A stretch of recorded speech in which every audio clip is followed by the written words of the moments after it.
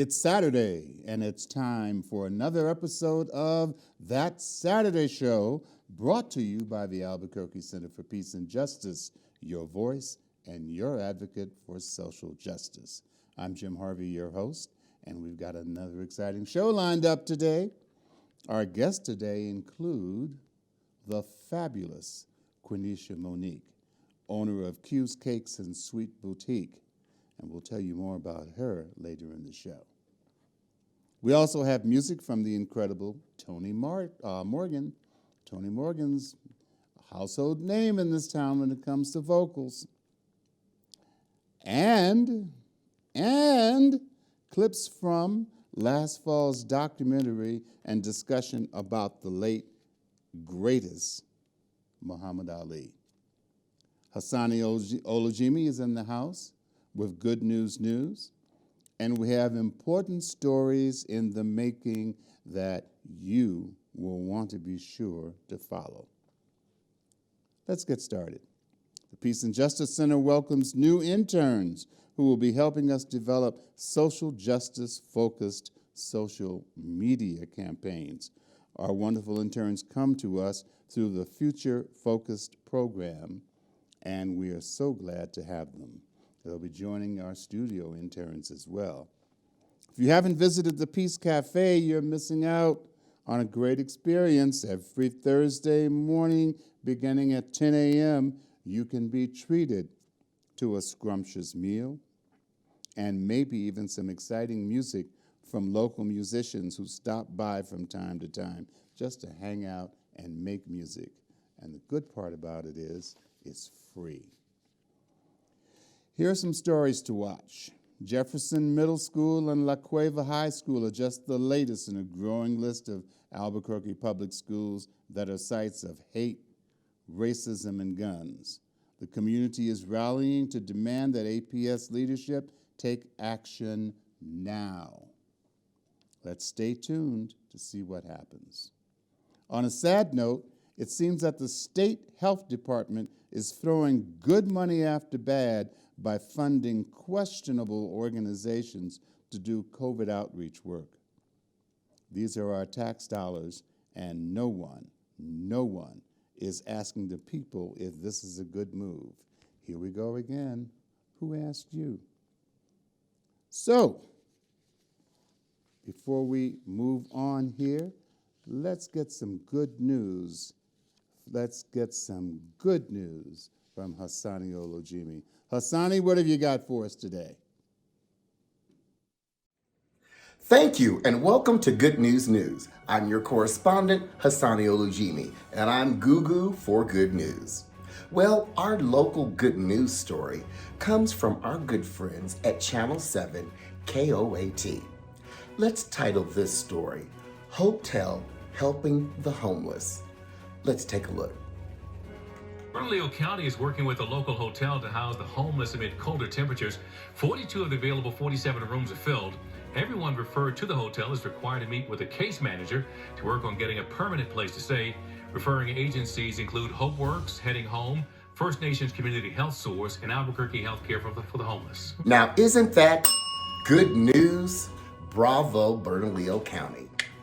Well, our friends at Fox Soul TGIF has a spotlight for Black History Month, sponsored by Nissan.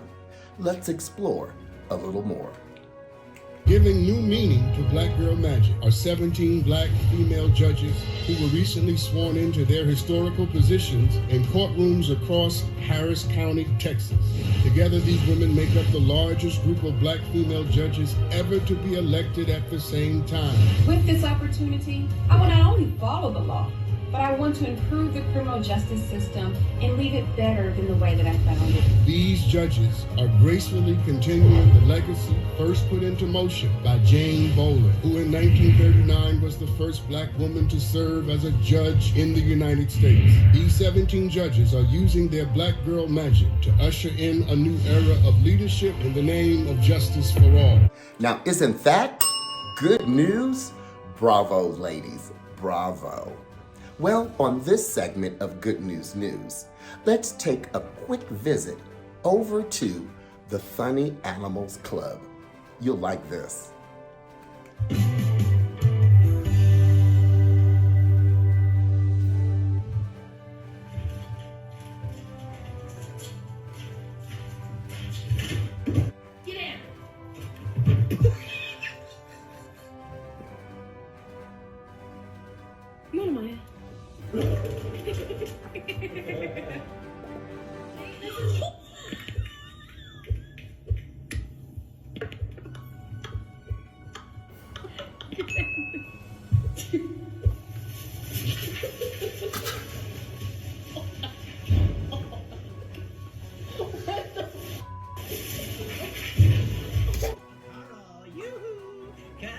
Carl! Listen, you cannot park in this spot. How many times have I told you?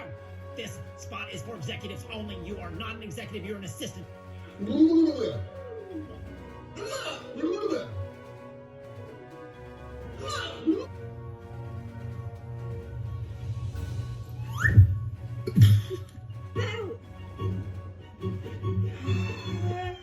What did you do to yourself? She's doing the sort of cough and then lay down. And here's the dog, checking the vital signs. Okay. What's he Just gonna a do? little nudge, check she's okay. Check's okay. And he goes and gets a knife.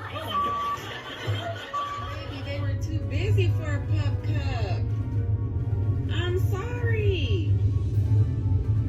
I'm sorry. You know, Sharon, it's every day. It's sweep this, sweep that, you know? But I'm much more than a God damn it.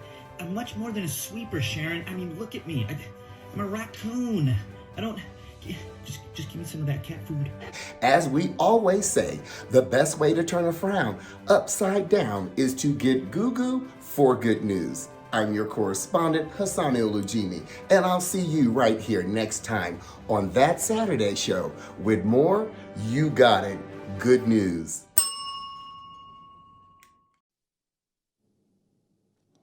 On Central in Nob Hill, just up the street from the Peace and Justice Center, I might add, is a tempting yet satisfying business. It's called Q's Cakes and Sweets Boutique, and its owner, Queneesha Monique, is joining us today to talk about Q's Cakes and Sweets Boutique. Welcome, Queneesha. Welcome. Thank you for having me. Glad to have you on That Saturday Show. Yes, thank you. So talk to me. How long have you been at that location? I've been at that location now for 5 years. It'll be 6 years this year.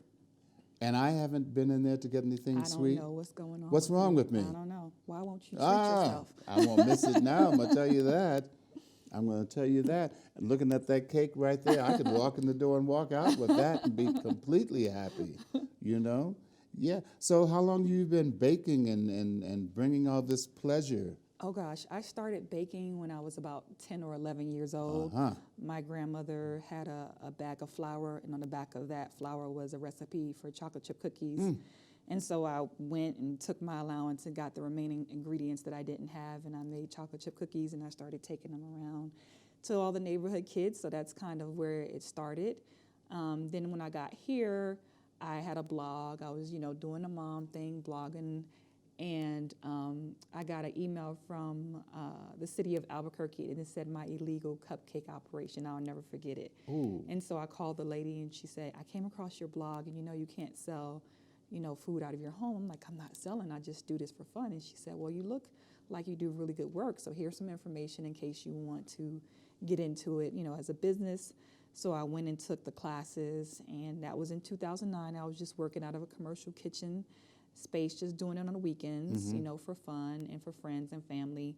And then in 2013, Albuquerque the magazine featured my cupcake bouquet and my red velvet cheesecake in their Mother's Day guide, and my phone would not stop ringing. And that year I was named a top 5 bakery without having a bakery, and so the following year, in 2014, is when I opened an official storefront. You go.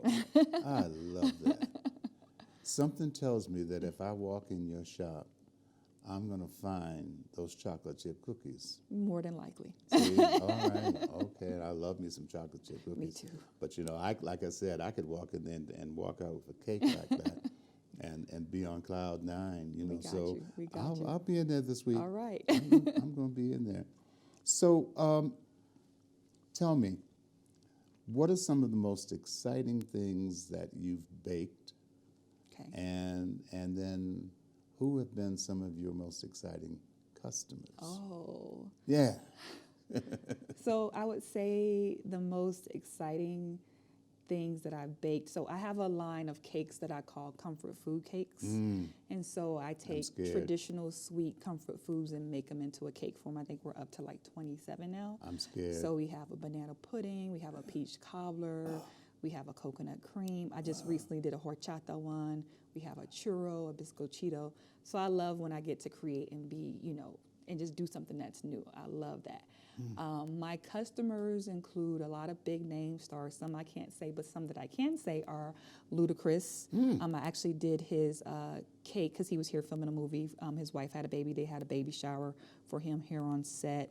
I also baked him some brownies as well, Queen Laitifah, and a couple other stars that I've done some things for. Favorite people, famous people. Famous Oh, I people, yes. love that. That's great. I know I'm going to go broke when I go in your shop because I'm going to be buying up everything in there. I am. So do you have a favorite offering, a favorite recipe? You know what?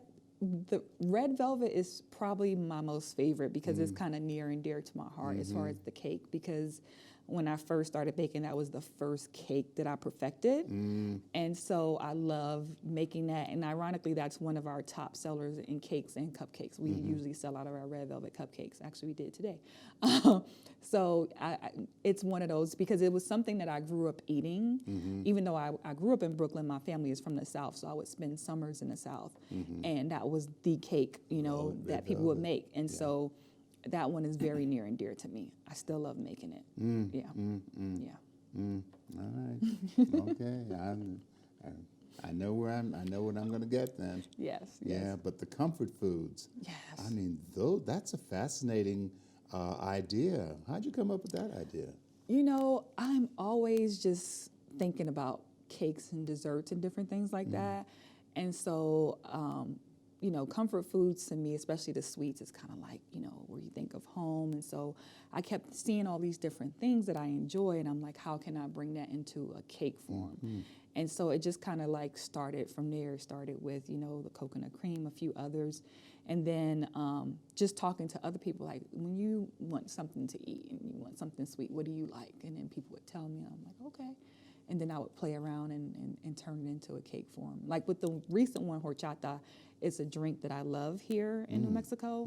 And I kept saying, I want to do it for a cake, and so finally I came up with it. It was about 2 weeks ago, and it's been selling out because we sell it by the slice, and it's been selling out.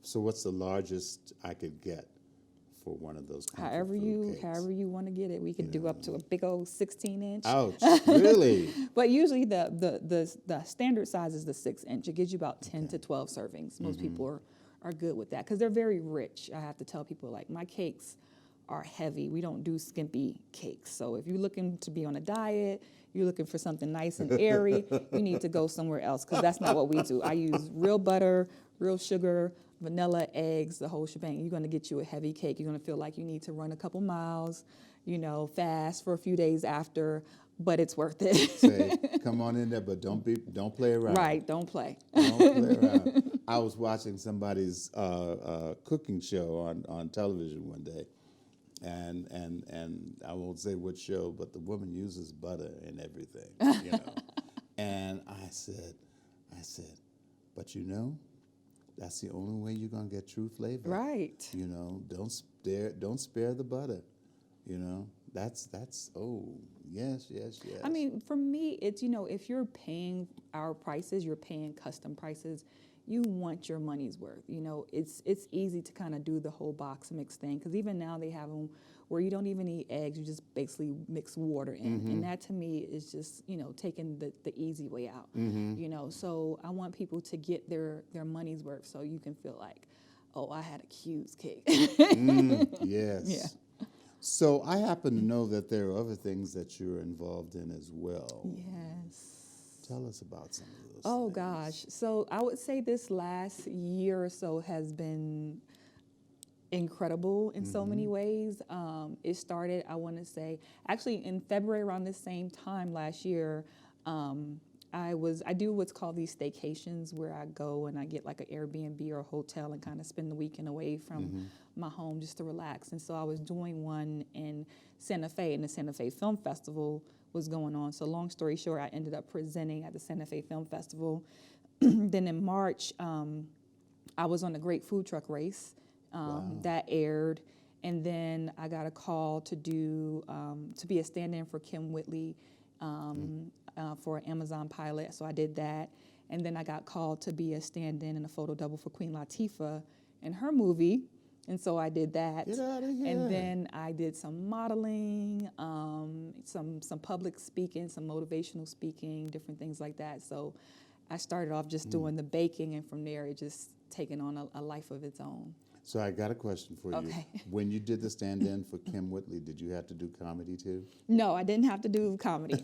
And she is so funny, and she is the sweetest person ever. Because when we were filming at a like a rescue, a dog rescue, animal humane society place. And so after it was over, she was like, "Come on, let's go look at dogs. You need another dog to take home." I'm like, "I don't need any more dogs." So we just walked around and we talked, and she told me about her son, and I told her about my girls and different things. She was just the sweetest, absolutely, That's wonderful. but hilarious, yeah. So you got dogs. I have one dog now. One of Okay. mine passed away, but I have one. His name is Romeo. What kind of dog is He's a cockapoo. A cockapoo. Yes. Ooh, I got a story that I have to tell you offline all right, about the cockapoo I had, my experience with that one. Yeah, I've He's got a 3 sweetie, though. dogs. I don't know how you do it. And a cat. Oh, gosh. I love animals. Yeah, I they're love them. great. They're great. Yeah, in fact, I was at a place of business today, and the owner had her dog there. The dog ran up to me, and I started to walk off with that dog. Yeah, Just add it to your collection. Yeah, I love animals. Oh my goodness, I need a ranch. It's so hard because you get so attached to them, and then you know that it's not going to be forever. It's heartbreaking because when we lost our other dog, I took the rest of the day off from the store. I was so heartbroken. And so it's just hard for me to get another one because I don't want to go through that. So when Romeo, knock on wood, God forbid, passes away, but I know it's going to eventually happen, I'm going to be a mess because that's my baby. Oh, see, I'm like that with Mika. The oldest of my 3 dogs. And I've lost 2 min pins. Oh, wow. I've lost 3 min pins. Wow. But Those are gorgeous dogs. Yeah, but they've all lived nice full lives. Yeah. So, yeah. So, okay, acting. This is something that you're interested in. Yeah, I just recently did my first acting where I had lines. Whoa. I filmed it in Socorro a few weeks ago. So that was an independent film, and it should be coming out sometime in October. I got to play Toni, a bartender, show off my little sassy Brooklyn side.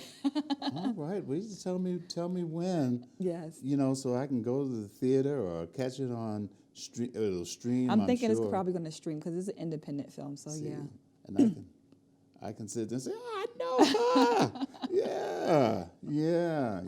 That's great. Yeah. That is wonderful.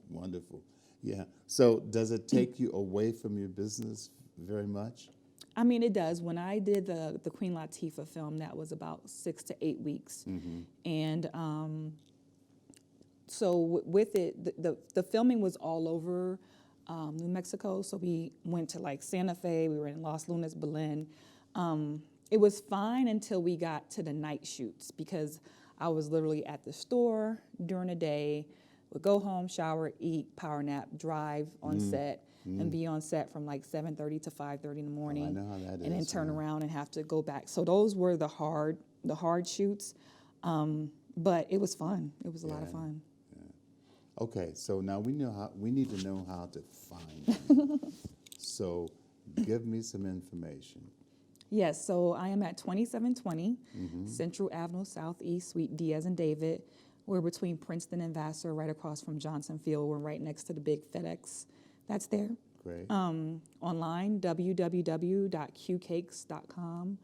On Twitter, Q's Cakes. On Facebook, Q's Cakes. And on Instagram, Q Cakes. See, somebody who's social media savvy. You know, I try. I love You that. got to in order to connect to people. Exactly. You know, that's how you reach people. Exactly. Any special projects we can look forward to, particularly coming out of your shop? So, I can't really say, but I did get contacted recently from a producer, so I'm hoping to be on another big network show. But I can tell you on June 12th, I will be on Carnival Eats on the Cooking Channel. That's going to air that Sunday at 9 p.m. I filmed that in October. I don't know if people saw the Good Morning America when they came to New Mexico. I think it was back in July, August sometime, because it was around the time I was filming the movie. I was featured on that too. So you can kind of like Google me and see me in little different things here and there. I did the intro for Bike Club on the Food Network. And then, like I said, season 13 of the Great Food Truck Race. Me and 2 other New Mexicans, we competed in that as well. Loving it, loving it. All right, all right. Anything that we might have missed that you want to share? No, I think that's pretty much it. Sometimes I can't remember what I'm doing, if I'm coming or going most days.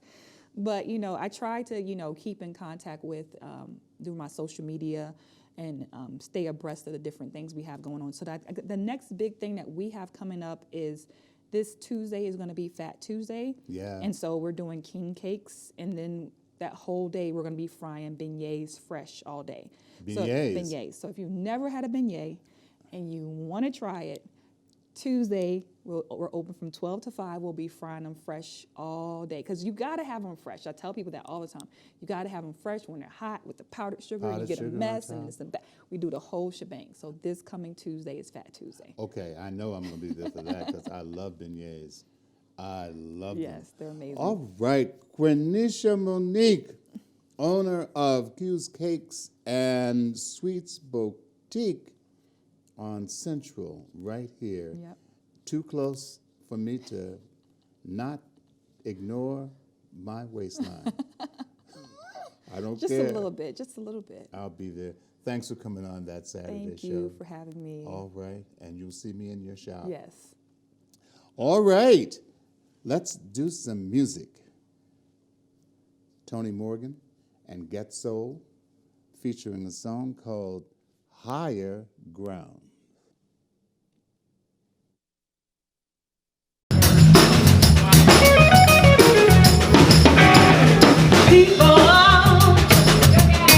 Keep on learning, soldiers, keep on roaring. The world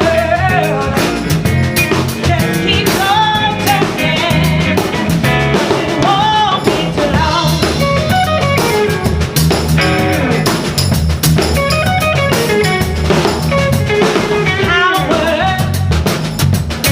Keep on lying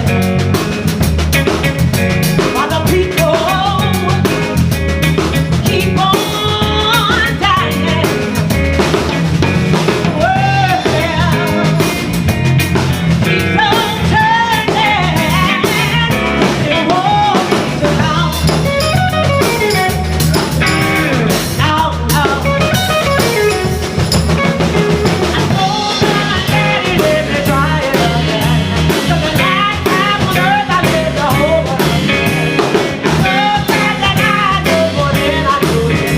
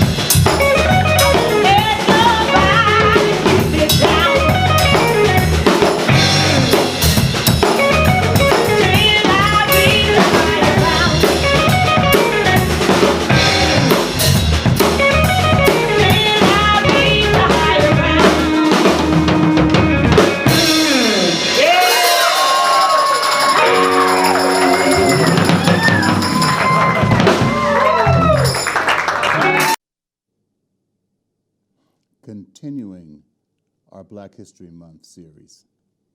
I'm pleased to introduce to you today part 1, and we're going to bring you part 2 in the coming weeks, but part 1 of a documentary and discussion about the latest, the greatest Muhammad Ali. And we hope that you enjoy not just the discussion, but the documentary as well. Please sit back, relax, and enjoy the greatest Muhammad Ali. Thank you, Ken Burns.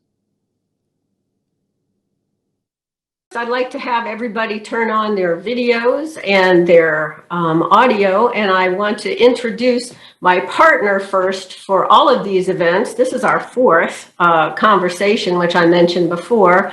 And my partner in crime is Dr. Jamal Martin. I first met Jamal when we were both serving on the New Mexico Human Needs Coordinating Council about 13 years ago. He's a UNM Associate Vice Chancellor for African American Health and a Senior Fellow of the Robert Wood Johnson Center for Health Policy. He's also a leader in the UNM Peace and Global Justice Studies program. If that still exists, Jamal, you have to tell me. Also Africana Studies and Family and Community Medicine. Our moderator tonight is the host of New Mexico in Focus, which airs at 7 p.m. every Friday on KNME, Channel 5.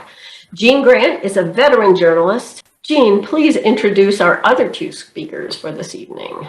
Sure will. Thanks, Laurel, and thanks for doing this whole thing. This has been wonderful, and I can't wait to see where this goes tonight. We've got a couple of great guests tonight. One in particular I'm super excited about, but let me introduce Ken Carpenter first. He's an adjunct instructor in Global National and Human Security Studies and director of the Community Safety and Human Security Program at the University of New Mexico. Right here in Albuquerque, of course. He's the founding director of Casa Zalteva. I'm not sure if I'm pronouncing that correctly. He can correct me in a second. That's an educational and charitable foundation in Grenada, Nicaragua, that manages international educational and cultural exchange programs. He's also the author of Borderlands Boy, Love, War, and Peace in the Atomic Age. He's currently working on a forthcoming book titled The Nonviolence of Everyday Life. Hopefully we can get a word with him about his upcoming book as well. Very pleased to welcome Ishmael Reed. He taught for more than 30 years at the University of California in Berkeley and has been an emeritus professor there since 2005. And we're very pleased to have both those gentlemen with us tonight. The Africa trip, let's talk about that first. That's an interesting, I just watched part 2 today in its entirety. In fact, it's still on behind me. It's fascinating. Ishmael, let me ask you a question here. It's hard to put one back in time that far, certainly, and I was pretty young when this happened. But the impact of that, when you think about that trip to Africa, not just what happened in Africa, but what happened when he came back. Is there some way to encapsulate all of the importance of that trip? He said that he warned the sports writers that if they wrote negative reviews about him, he'd have the Africans boil him in a cauldron, that he would have the sports writers, the Africans, boil them in a cauldron. Mm-hmm. And the government, Zaire, became so offended by that, they sent out a press release saying that we do not, boil people in a cauldron. Sort of like accepted all the myths about Africa that we hear in the media. Mm-hmm. CNN has not changed since the Tarzan movies. Their picture of Africa. As a matter of fact, there's a book that's coming out about the stereotypes the Western media show about Africa. Number 2, he embraced a dictator. I mean, I grew up in the 60s. Patrice Lumumba was our hero. And the Belgian and United States governments overthrew him. Mm-hmm. And they installed the dictator, Mobutu. And that fight in Zaire gave us kind of clean up Mobutu's reputation. So, mm-hmm. Right. Good point. Kind of a side door there. Ken Carpenter, welcome. By the way, welcome, Ishmael. My fault for not giving you a proper reintroduction there. My fault. Ken Carpenter, welcome to the discussion as well. If you could touch on that as well, the Africa trip.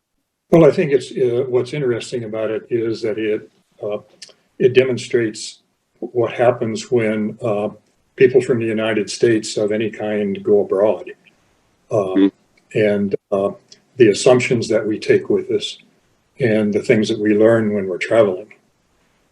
Most of my career I spent at University of New Mexico running the study abroad programs for students.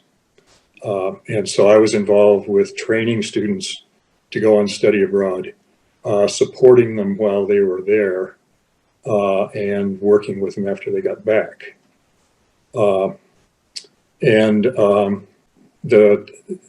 The main point was for it to be an educational experience for them. But I always made the point to the students that they were also representing the United States.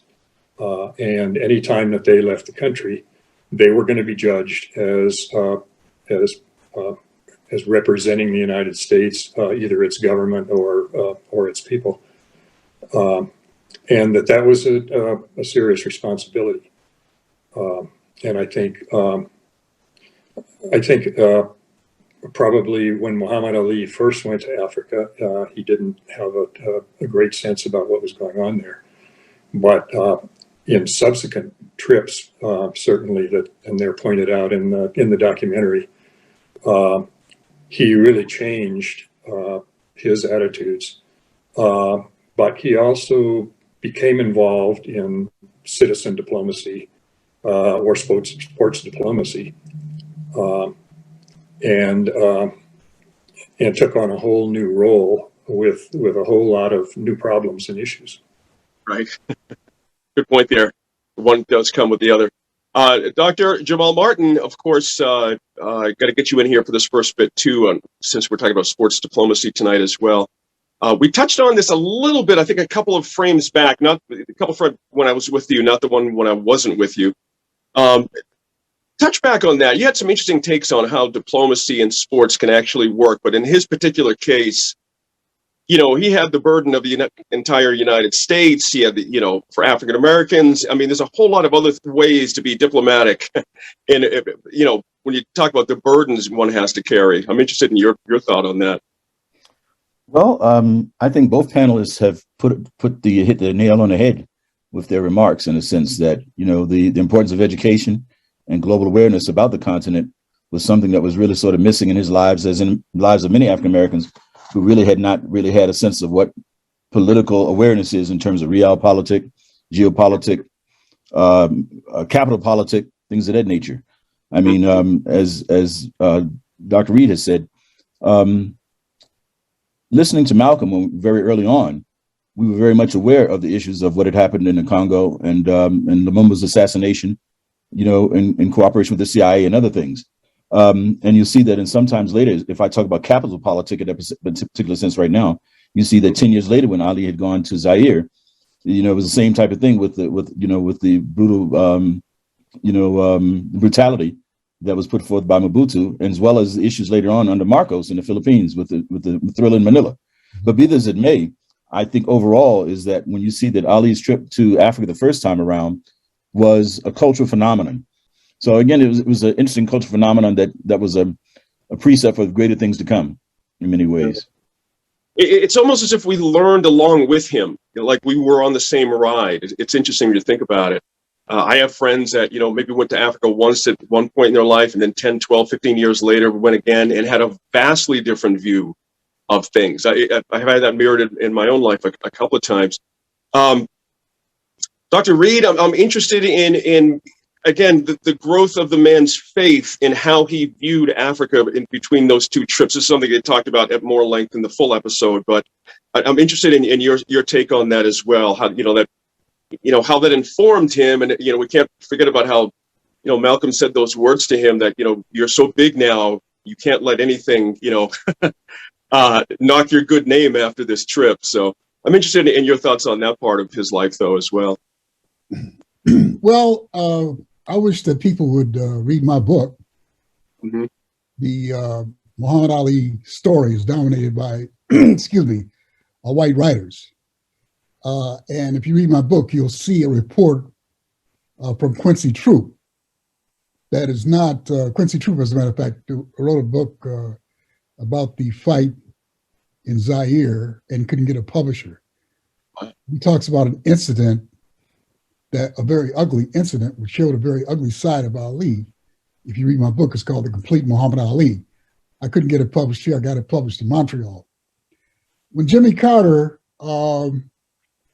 appointed Muhammad Ali as a sort of roving ambassador in Africa, some of the heads of state refused to see him because they saw nominating or sending a boxer to represent the United States as an insult. Yeah, yeah. He was in a tough place, Dr. Reed. A lot was expected of him. He had to be, perfect, like you said, for different regimes. Everybody wanted a piece of him to kind of solve their problems. Well, he was a boxer. No, Muhammad Ali was a boxer. He was not an intellectual. The intellectuals were Malcolm and Elijah Muhammad, who doesn't really get that much credit for his influence on Muhammad Ali. Muhammad Ali followed Elijah Muhammad. That's the reason for the break with Malcolm. You have to choose sides. Now, Joe Walker, he and I had a newspaper in Buffalo, New York, and I met Malcolm through working for this newspaper when I was 21 or so. And he went to New York. I went to the Village to write. He went to work for Muhammad Speaks. And he talks about there being rivalry between New York and Chicago. And the people in Chicago felt that, Malcolm was upstaging Elijah Muhammad. We also have to talk about the influence of the Colbert government and sort of like promoting a feud between the two. Also documented that the government intervened and caused mischief and promoted, put fire on the feud, which caused for the alienation of Malcolm X from Elijah Muhammad, who's also Malcolm X's mentor. Right. So it's a more complicated picture than one that's being presented. Jamal, I'd love for you to jump in if you have anything you've heard or you want to expand on, or maybe it's some questions that come to mind. These are very interesting and truthful points that are being brought up. And I think that when we think about the culture of professionalism, this notion of appointing sports figures and celebrities to represent the United States has been a problem, not only for other countries, but for people who are involved in the department, in the State Department itself. You have people who are in the Foreign Service who have made their careers out of this, educationally and otherwise, who are trying to move up through the hierarchies to different positions. And then all of a sudden at the executive level, somebody makes a decision and says, well, I'm going to put this person in charge of X, Y, and Z for propaganda purposes or whatever the case may be. But, it causes problems. If you go back to you mentioned Jimmy Carter before, and you look at the idea of Andrew Young being appointed to be the representative to the United Nations. Right. And a lot of people bristled at that. I mean, it was a political move, but a lot of people within the Department of State who deal with diplomatic relations and international relations on a daily basis, who know the theories, the models, the structures, the concepts, etc., were disappointed that, they had been overlooked in that process. And there were very few African Americans who were at that level also too in the State Department. There was one person in particular who really was bristled by that. His name was Douglas McHenry, who was really upset about this. So this exists in a lot of different ways. But we also know that part of this is because some of this is represented as propaganda purposes. But something Dr. Ken mentioned also too is that in some ways now the country is trying to move towards more citizen participatory democracy as well as citizen diplomacy, which means more Americans have to be educated in the ways of the global ways of the world and what's happening and how we interact. And so with our youth, as we think about the African descent people and Africans in the diaspora, it behooves us to follow that example that was kind of set, directed by Muhammad Ali and Malcolm X, to embrace the world in unique ways and to see that we are one. So there's a lot more to be said about that, but I think those are critical issues. The fact that at some point, the people, if we're going to have a real participatory democracy, democracy, they're the ones that's going to have to guide this and inform and keep elected officials accountable for what happens or what doesn't happen. Look at the situation on the border right now with the Haitians, who have moved to South America and then into Mexico right now, trying to get into America because of all the other issues and how they're still being considered, inhuman. So I'll shut up for now because there's a lot more to be said about this. But that's the purpose of having these dialogues and not debates, because we're trying to reduce conflict and trying to bring about peace.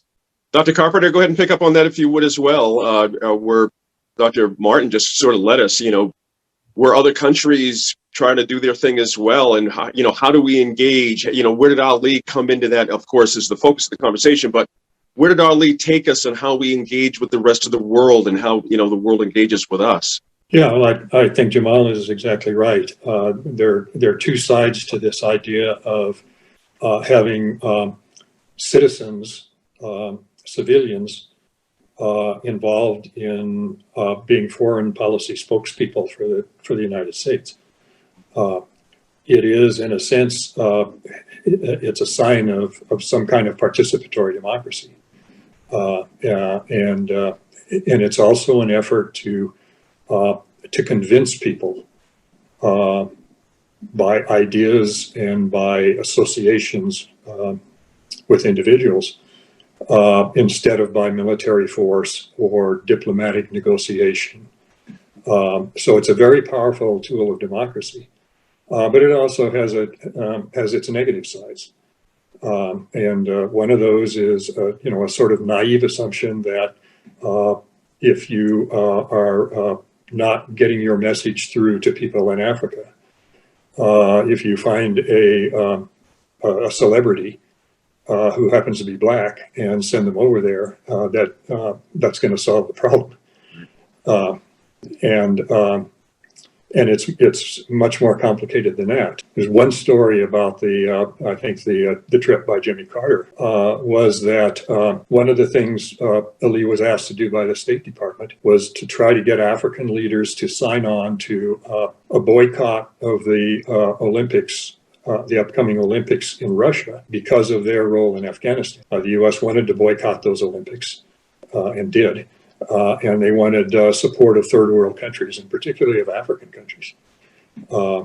And that may have been a good idea, but it backfired, and it backfired badly on Ali because the African leaders reminded him that 4 years before, the African countries had tried to organize a boycott of the Olympics in South Africa, and the United States opposed it. I don't know if Ali was aware of that, but he certainly was aware of it after he went over and talked to African leaders. And it did, in some ways, diminish his popularity. So it's a very complex subject. The complexity you just added, I don't think a lot of folks who, even if we were around at the time, would recall that end result for Ali back then. I don't think that was terribly well known. And Professor Carpenter, let me ask you this as well. Is it terribly different, this idea of sending athletes and well-known athletes overseas to do things? We've had, Jesse Jackson go and rescue hostages. We've had our Governor Richardson, how could I forget, in his congressional days, of course, used to fly around the world rescuing people with this sort of celebrity that went along with it. Is it terribly different from athletes, or is there a distinction I'm not picking up on? No, I don't think it's terribly different. I think there's a certain issue about relying on celebrities, whether they be athletes, whether they be musicians. We send composers and conductors and orchestras abroad to try to influence public opinion in favor of American culture. We do the same with movie stars, and the same with other prominent people, billionaires. And that, I think, that's one form of sort of citizen diplomacy. Sports diplomacy has certainly always been a big part of that since the late 19th century, anyway. But I don't think it's all that different. But that's totally different from then trying to influence ordinary Americans who are traveling for whatever reasons, because they are working abroad, because they're studying abroad, because they want to visit family, because they want to retire in a cheap place where they can live, and looking at the impact that those kind of people have also on views of America.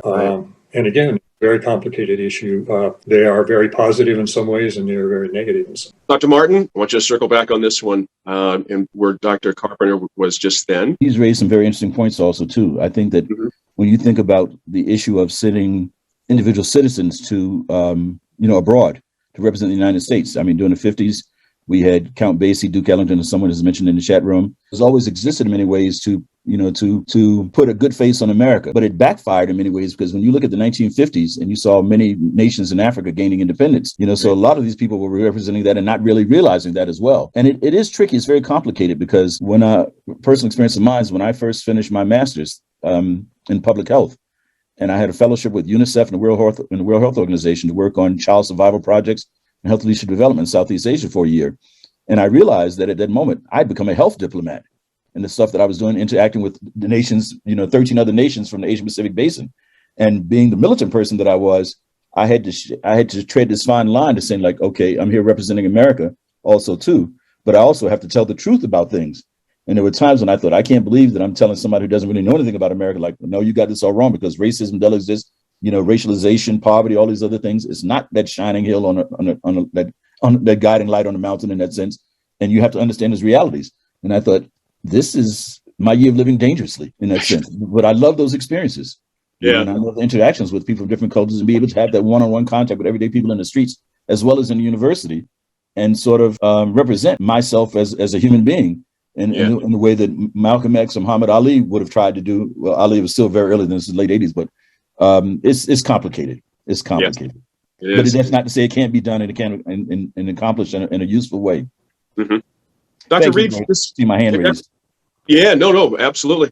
Dr. Reed, for yourself, I mean, you represent a whole lot of different interests when you travel. You lecture a lot of different places. Are you under the same sort of, difficulties that Ali had? I mean, everyone has to carry a burden in their own way. I mean, you relate to Ali in this way? I'm curious, again, when you see him and you see yourself, where this all sort of adds up. I think I recommend that everybody see a film that I saw last night called The Good Shepherd, which I'm not familiar with it. And it tells you how they get people who not only become presidents, but people who run the State Department from places like Yale, Skull and Bones, secret society there. The George Bush thing, right?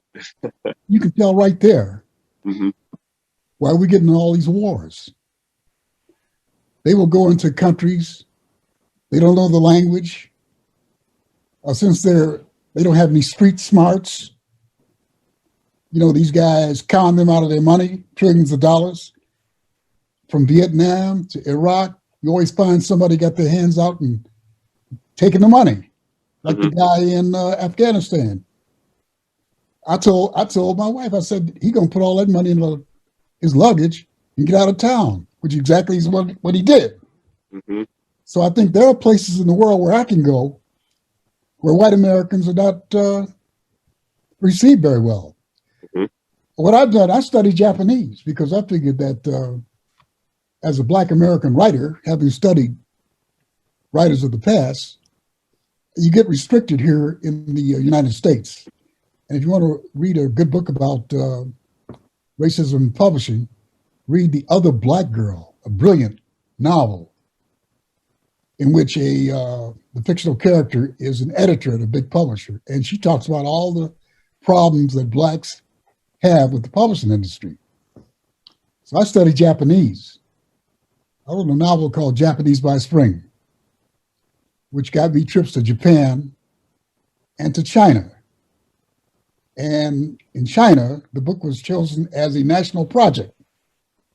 In other words, the government pays for research of that novel, and they sent a Chinese American scholar to reside at the University of California, Berkeley for a year to study my work. My books are being published over there.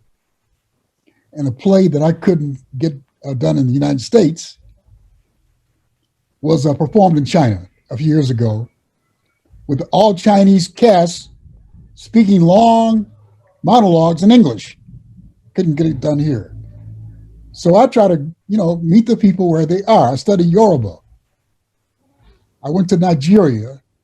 I read some work in Yoruba, and like in Japan, where I read my work before a group at the Blue Note, there's an orchestra that sets my books and my poetry and songs to music. Blue Note. I couldn't get past the first two stanzas without people breaking out into applause. And when I read a poem in Lagos before a group of intellectuals, people started giving me gifts and breaking out into song. Okay. When I came, I'm also a publisher. So when I came back, I published 2 books, 20 New Nigerian Poets, reviewed in the Washington Post, and 16 short stories by Nigerian women. So that is what the State Department ought to be doing. They should learn Persian if they're going to go into Iraq and other places, or or Urdu, or any of those languages, instead of just being isolated. One more point: when I go around the world, I find the Americans, maybe not the students who go around these countries in backpacks, but the official American community is insulated from the masses of people. I found that out when I went to Reykjavik and when I went to Beirut. I was the first American writer to, my wife and I went to Beirut, first American writers to get there, arrived there after the Civil War. So I think that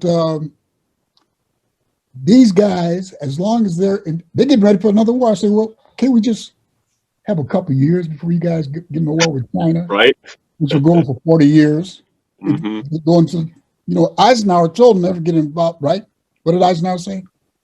Don't get involved in the land war in Asia. They're getting ready to do that. So as long as these people, these elitists from places like Yale and Harvard, run our foreign policy, trillions of dollars more are going to be spent. We're going to get bogged down in these wars. Mm. Dr. Reed, what do you think of what's going on in Afghanistan right now? What should we expect? Well, I have a piece coming out, and maybe I got a point there. Maybe I shouldn't reveal it. Please. One of our first experiences in nation building was Reconstruction. Yeah. And the same thing that happened in Afghanistan happened there, where the troops were withdrawn and Black people were subjected to lynchings, slaughters, massacres, some of them just come to light because they were abandoned. So that's the only parallel I have to make with Afghanistan, is that the rebels won. Andrew Johnson invited them back into government. And there's a straight line from that group to Senator McConnell, who's a Confederate guerrilla warrior. And not knowing American history, President Obama didn't get that. He thought he could get along with them because he spent a lot of time in Indonesia and other places. We know these people. They're still carrying on that war. And, a lot of these things that we people don't research on, filibuster, that came up for them to keep their slaves. That's right. John Calhoun, right? The Electoral College, they thought they'd be outvoted by the North, and the North would federalize their slaves. On and on and on. States' rights.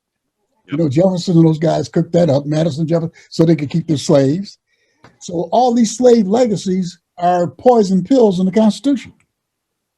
And because we have people in the media who are educated to be Europeans, that's why you got this fight over critical race theory.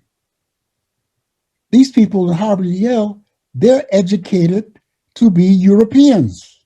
They know little about American history. And that's why we have this big fight about Black studies, which actually originated in California with Nathan Hare. Nathan Hare who created the term ethnic studies. Mm-hmm. So I think as long as you have this leadership, Ronald Reagan, now here, Ali backed Ronald Reagan. People are shocked when I tell them that. Mm-hmm. He supported Ronald Reagan, who called Black people monkeys. Right. He was a more polished Donald Trump because he was in the movie. So he knew how to dress and how to talk. You give him a script, you read the script. Mm-hmm. So we're still with that. And Ali accepted an award from George Bush, who's responsible for the deaths of thousands of Muslims. So, this is a complicated thing. Yeah. And I'll end with this. I interviewed a novelist named Jill Nelson, who's a excellent writer. She said, why are white Americans still dependent upon athletes and entertainers to speak or to show them or give them a glimpse into Black America? You just had the Moderna virus vaccine against the virus. The lead person was a Black woman. The Moderna vaccine, a Black woman just used nanoparticles to cure cancer in mice. All these things are taking place, and we're still going back to the 50s where athletes and entertainers were only spokespersons. Right. That's enough for me.